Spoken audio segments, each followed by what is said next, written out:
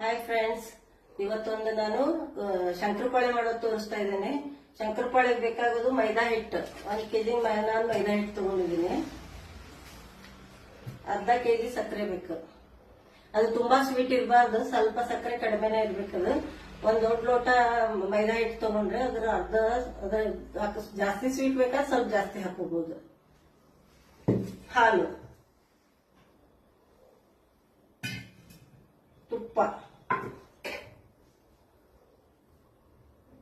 ತುಪ್ಪ ಕರಗಿಸಿಟ್ಕೊಂಡಿದ್ದೀನಿ. ಹಾಲಿಗೆ ಇವಾಗ ಸಕ್ಕರೆ ಪೌಡರ್ ಹಾಕ್ತೀನಿ ಕರಗಿಸ್ಲಿಕ್ಕೆ.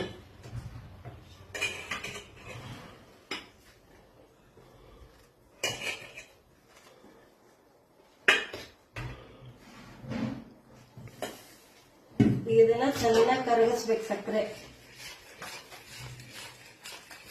ಹಾಲು ಮತ್ತು ಸಕ್ಕರೆ ಇವಾಗ ಕರಗಿಸಿಟ್ಕೊಂಡಿನಿ.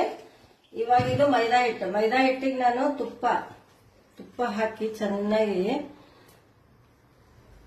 ಅದನ್ನ ಎಲ್ಲ ಕೈಯಾಡಿಸ್ಬೇಕೀಗ.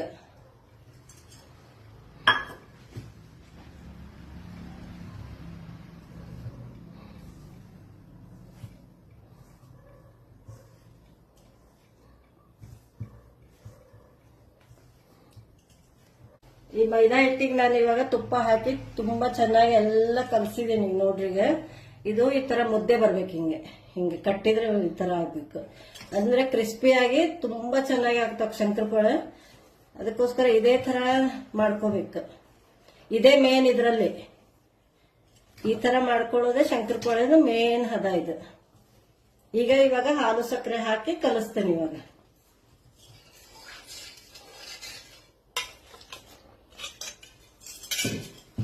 ಈಗ ಇದು ಹಾಲು ಸಕ್ಕರೆ ನೆನೆಸಿಟ್ಕೊಂಡಿದ್ದೀನಲ್ಲ, ಇದನ್ನ ಈಗ ಚಪಾತಿ ಹದಕ್ಕೆ ಕಲಿಸ್ಬೇಕೀಗ.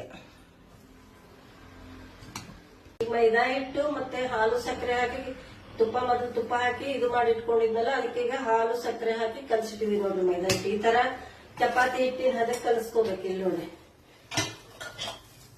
ಈ ತರ ಚೆನ್ನಾಗಿ ಕಲಸಿಟ್ಕೋಬೇಕು. ಈಗ ಕಲಸಿ ಇದು 1-2 ಗಂಟೆ ನೆಂದಷ್ಟು ಒಳ್ಳೇದಿದೆ. ನೆನೆಯಕ್ ಬಿಡ್ಬೇಕು. ಒಂದು ಪ್ಲೇಟ್ ಮುಚ್ಚಿಟ್ಬಿಡ್ಬೇಕು. ಈಗ ಇದು ಶಂಕರಪಾಳೆ ಹಿಟ್ಟು ಬೆಳಿಗ್ಗೆ ಕಲಸಿಟ್ಟಿದ್ವಲ್ಲ, 2-3 ಗಂಟೆ ನೆನೆಸಿದೀವಿ. ಈಗ ನೋಡಿ ಹೆಂಗ್ ಸಾಫ್ಟ್ ಆಗಿದೆ.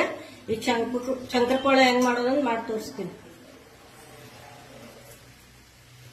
ಈಗ ಇದನ್ನ ಯಾವ ಹಿಟ್ಟು ಹಾಕದೆ ಹಂಗೆ ಲಟ್ಟಿಸ್ಕೋಬೇಕು.